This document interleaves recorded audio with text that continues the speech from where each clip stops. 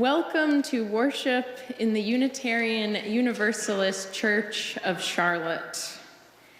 We gather for the first time since crossing the threshold of the new year. Here on the threshold between last year and this year, we find the possibility that lives in beginnings, the energy born from our wish for renewal. We notice also how the old mingles with the new, inviting us to take an accounting of all that we carry forward from last year into this year. The relationships that will lengthen, the regret that startles us with its sharpness, the lessons we continue to learn and learn again, the unfolding joy we could stand to embrace more fully, the loss that haunts us still. We are invited anew to consider what we wish to pull closer, what we wish to let go. May the energy and hope of a new beginning meet us where we feel tired or stuck. May we hold on stubbornly to what we cannot lose and let go bravely of what we cannot keep. Welcome, members, welcome, guests, welcome all.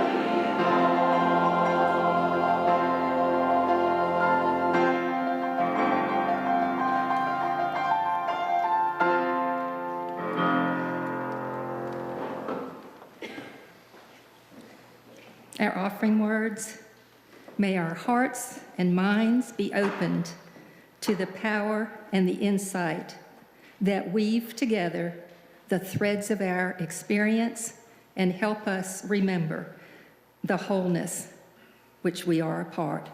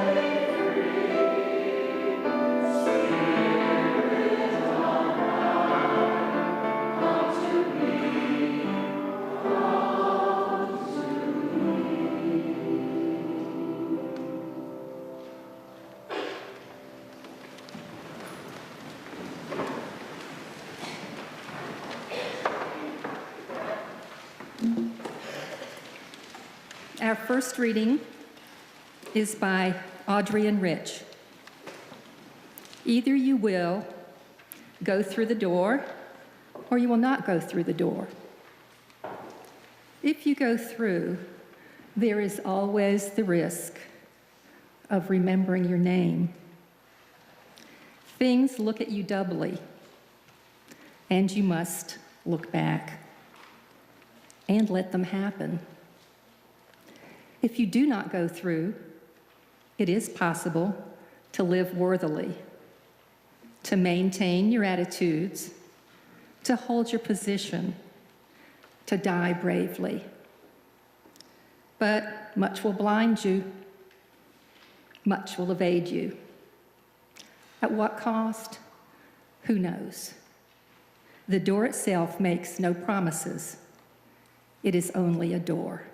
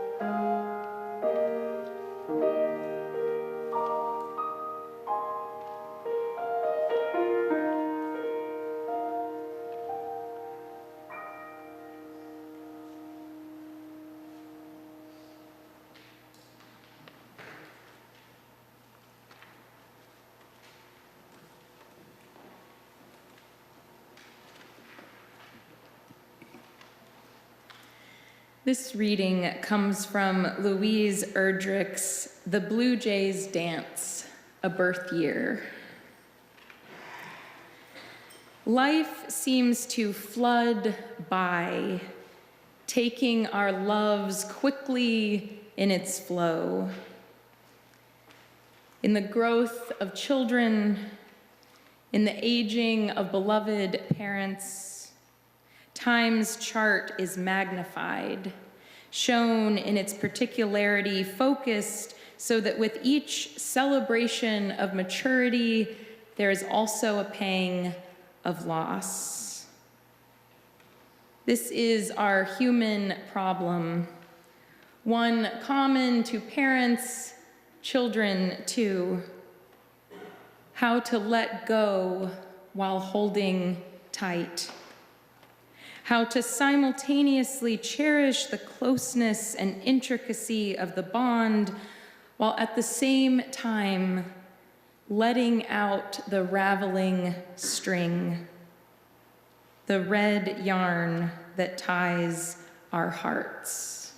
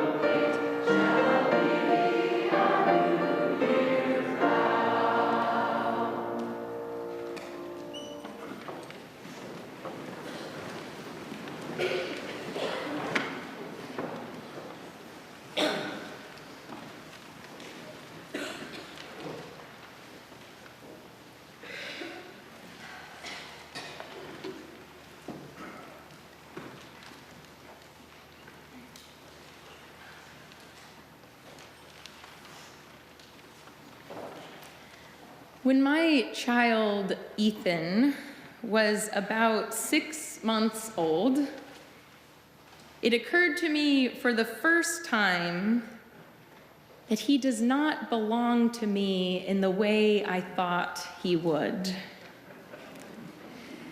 I had thought I would know intuitively that I would decide what soothed my child best and helped him sleep.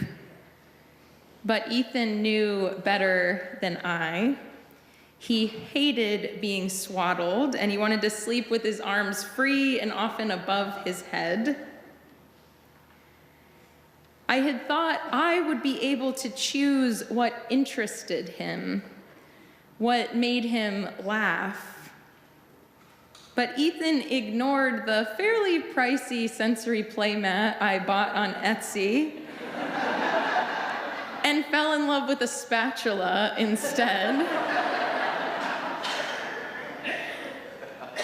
When I make funny faces, he usually looks on blankly.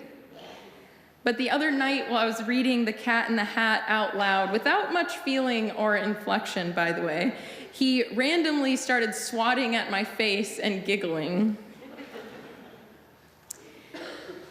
And then last month, he fell and cut his lip on a new tooth, and I was startled by the sight of blood in his mouth.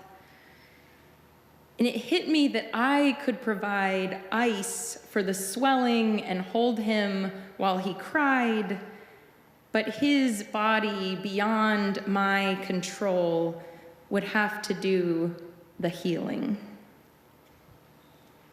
My child does not belong to me in the way I thought he would.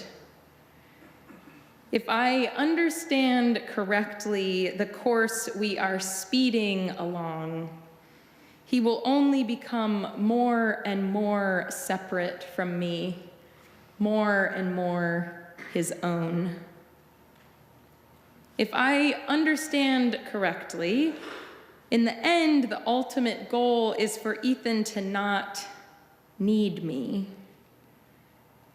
to decide to make of his life something different than I ever have dreamed up for him, to have experiences I never know about. The ultimate goal is that he will walk further and further away from what I can control, further from my attempts to protect him as he makes his own way. And meanwhile, one day at a time for always, I have to keep trying to figure out how to let go while holding tight. Some days I do let go of my frantic desire to never leave this moment in Ethan's life. I let go of the habitual effort of wishing time would slow down. On those days when I can let go, those are the days I pull him closest to me and find myself holding tight to a very present joy, knowing in a fleeting way that when it comes to the transient things, if we hold too tight, they only slip through our fingers faster. If we let go all the way, we'll never know that very present joy.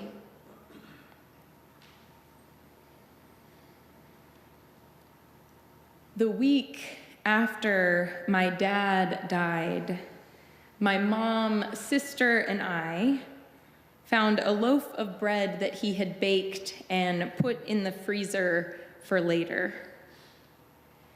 We debated for a while what to do. On the one hand, we didn't want to ever eat that loaf of bread. We could picture where Dad was standing in the kitchen when he measured and mixed the ingredients together.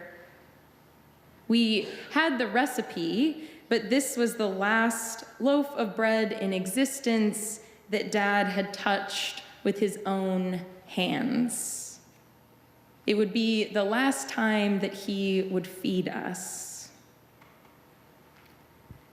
On the other hand, the flavor of that loaf of bread would only fade the longer it stayed in the freezer, should we not enjoy it while we could. In the end, we pulled that last precious loaf out of the freezer, and we let it sit for hours until it reached room temperature. And then we toasted it and tried it with and without butter, savoring the balance of barley, cornmeal, and oats that he'd perfected over trial and error. Grief, too, is a mixture of holding on and letting go. If I hold on too tightly to my dad's absence, as if his absence is all there is, then all I can feel is that he's gone. And then there's little room to see the ways that he still shapes my life, to feel the way he goes with me. I'd like to learn how to better hold on to what he left behind, even as his physical presence slips further from my grasp into the past. Some days I hold tightly to the bitterness of knowing I will never hold my dad's hand again. Some days I loosen my grip on his absence and pull my warmest memories of him close. I'd like to learn how to move forward without leaving him behind. I'd like to learn, as Louise Erdrich says, how to simultaneously cherish the closeness and intricacy of the bond, while at the same time letting out the raveling string. There is a door we can move through between last year and this year. There are endings and beginnings in life. From one experience to another, from one way station to the next, we must each decide what we will take with us and what we will set down and leave behind. What will make the journey sweeter? What regret or fear is so heavy that it takes all of our energy to carry? The new year can hold a sense of new beginnings, clearing the cobwebs, trading in our unhealthy habits for routines that will energize and improve us. And of course, we find again that there is no tidy conclusion to the story of our 2018. No way to cleanly cut away all that left us feeling stuck and frustrated. There's no leaving behind forever all the experiences that brought us to now. The relationships that give our lives definition do not always begin from scratch, but continue and deepen. Familiar joys mingle with new delights, and the hurt in our past is still tender. Regret is still sharp. We must keep learning how to let out the raveling string, the red yarn that ties our hearts one to another, allowing enough room for our separate journeys to continue along their twists and turns, We must let out the raveling string while somehow pulling what and who we love close and holding tight with even more stubbornness and grit, even more tenacity. It isn't every day that we pause to take an accounting of what we wish to carry with us and what we wish to let go. What will you hold on to more tightly this year? Who will you pull a little closer? What weight, what burden will you try again to release? What must you leave behind, though it pains you? What will make your journey through this new year more sweet?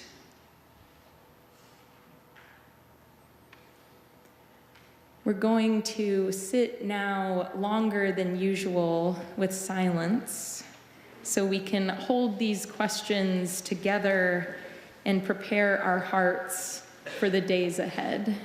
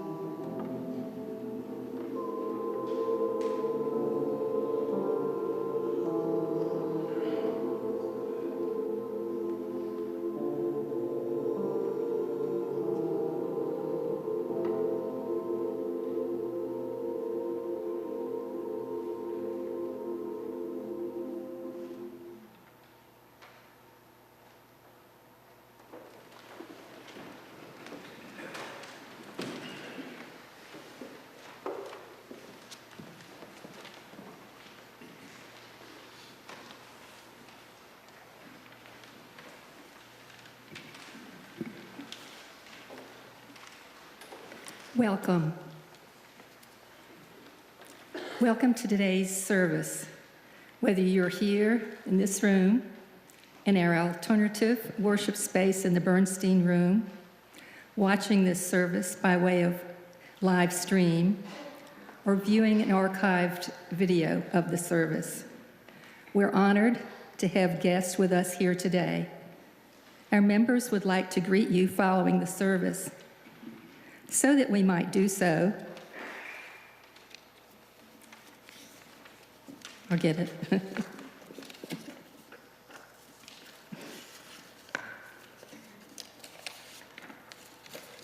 Unfortunately, I didn't memorize that part. Shall I make something up? I'm cool with it. Do you have that? Maybe It's on the other side.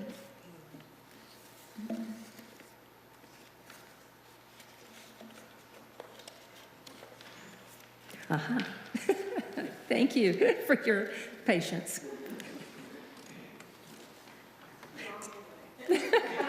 Well, you're going to hear it anyhow, so keep it together here.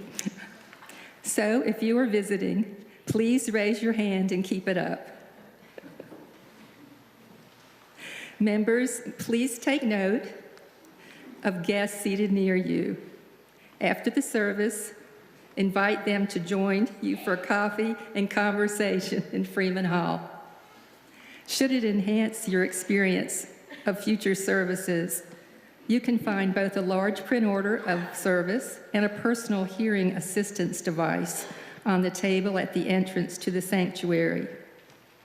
If you'd like to learn more about us, please fill out a yellow card and place your completed card in the offering basket when they are passed later in the service. Members with a life event to share can do so on the reverse side of the card. You'll find them along with offering envelopes on the clipboards at the end of the row. Please begin passing them down your row now. Some returning visitors may be interested in hearing about how to become a member. If so, talk with their membership coordinator, Kelly Green, right there. Her contact information is on the back of your order. Again, to each of you, welcome and happy 2019.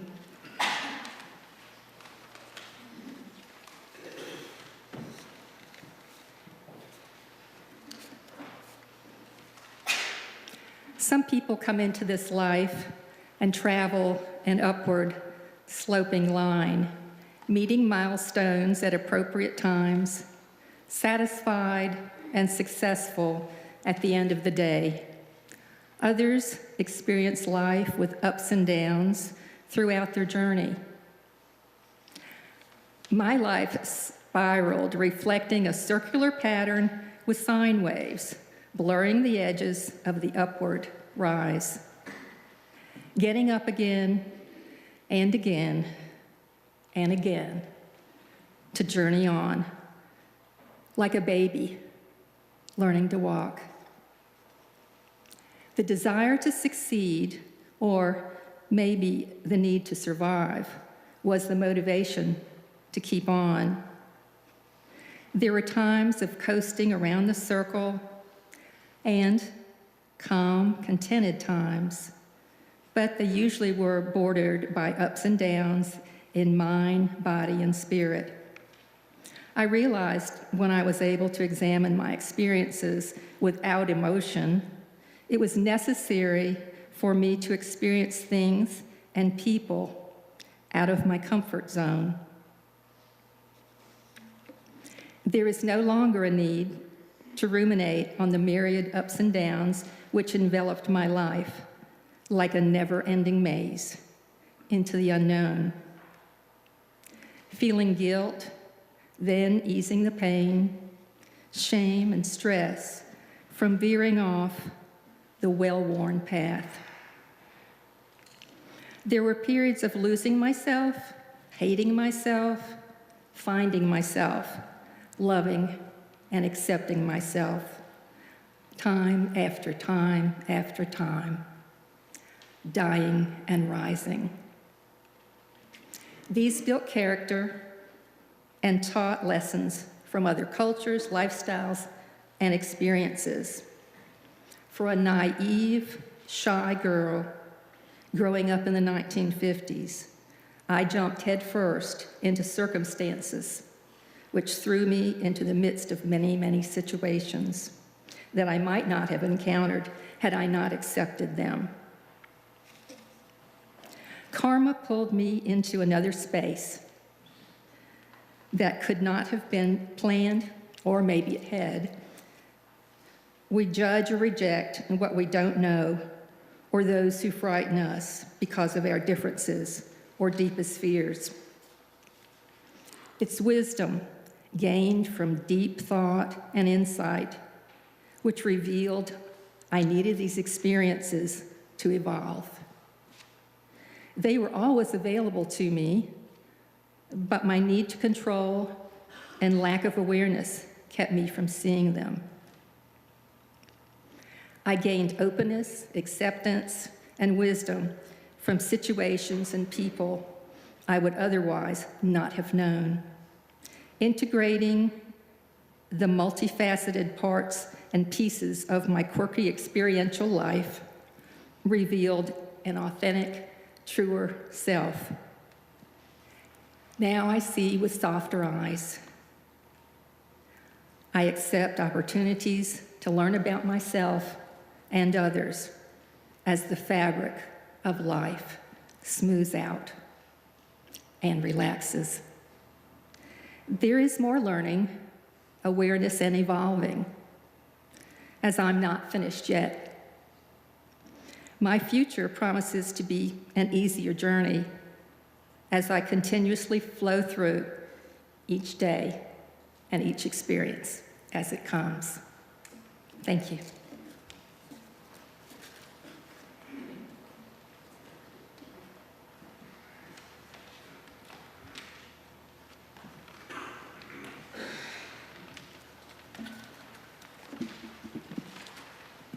Thank you, Annie. If you would like to learn more about how to engage with the life of this congregation, you can read through the back of your order of service, you can explore our website, or you can subscribe to our weekly e-newsletter, Currents. If you are visiting today, we hope that you'll grab some coffee and then head downstairs to the conference room for an informal Q&A with one of our longtime members who can help you get to know us a little better. This Wednesday at 5 p.m. in Freeman Hall, we're going to have an informal and interactive worship service followed by a potluck. And this service is created with children of all ages in mind, but I'm hoping everyone will take it as an opportunity to build relationship and community with our kids and youth. This Thursday, we have the first session in a 3-part series exploring spiritual practices. If that appeals to you, you can sign up through Currents or when you stop by the adult programming table in Freeman Hall. As always, this community gathers knowing that beyond these walls, around the world and closer to home, there is cause to extend our compassion further still. We send love to all who find themselves waiting in uncertain and dangerous circumstances at the border between one place and another. We hold in prayer all who find themselves seeking refuge from violence and solace from suffering. We gather knowing that always there are those of us here in our congregation in need of our love and prayers. Knowing that our presence here creates a community that has the power to hold one another in our times of joy and sorrow. If you find yourself today experiencing joy or sorrow in a particularly meaningful way, later in the service, when the offering baskets are being passed and the music is being played, you are welcome, member and visitor alike, to come forward here and light a candle in silence.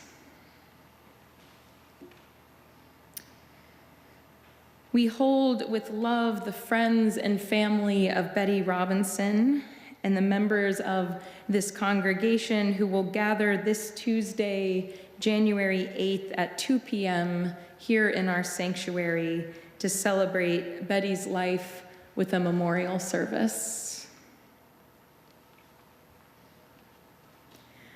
We are sending love and prayers to Ron Spake and his partner Randall, who is hospitalized after a health emergency this weekend.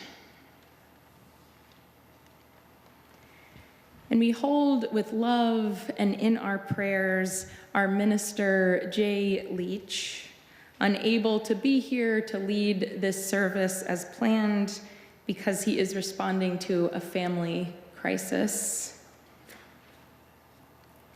And I am feeling particularly grateful for my beloved colleague, Jay, this morning.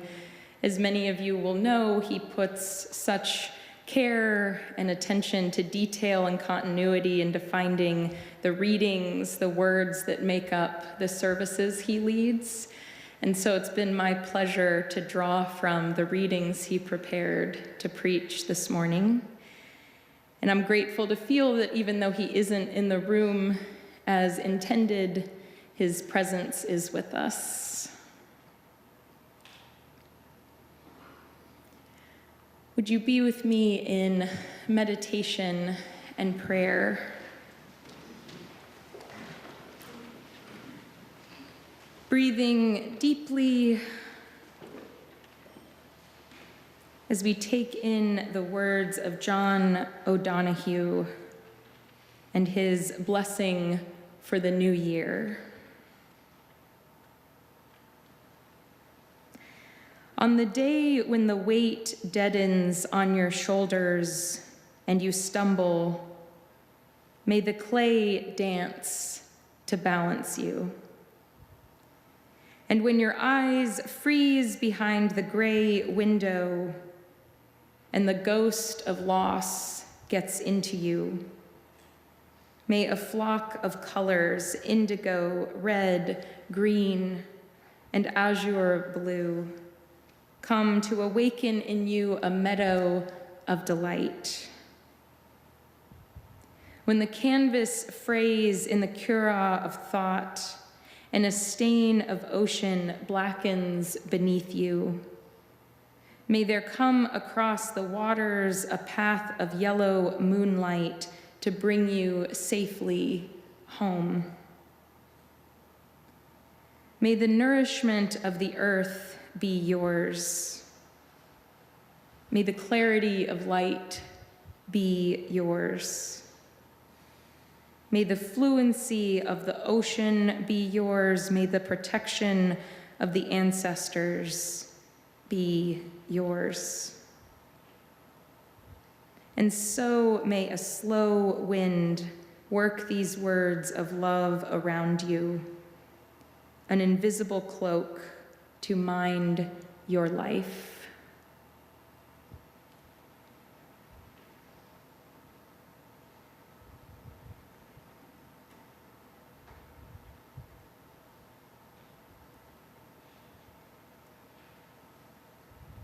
Amen.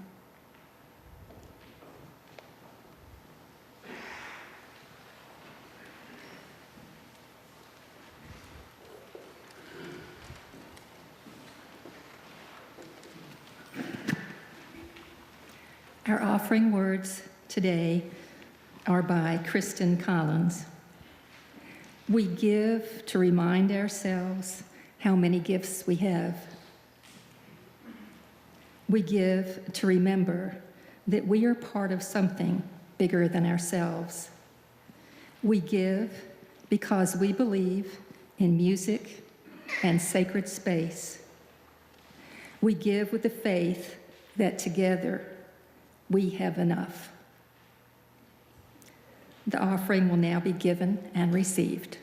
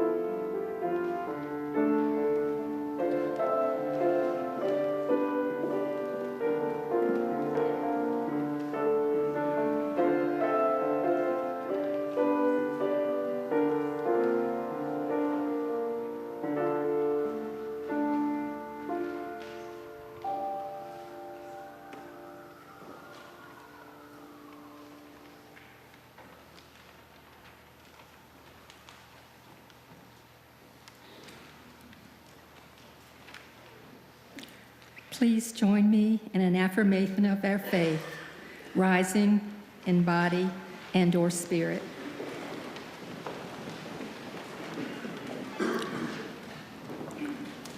Look to this day.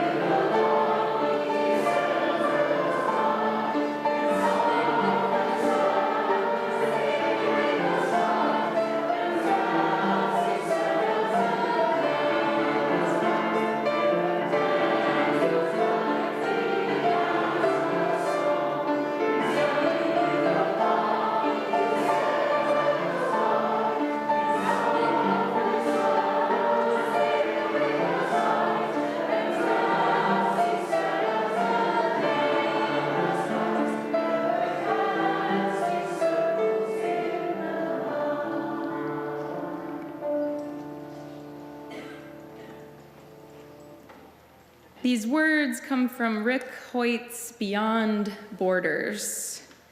Go forth, because we are always going forth from somewhere, going from our homes, our childhoods, going from our cities and countries, going from innocence to experience to enlightenment, going into mystery and questions, going into the desert, getting to the other side.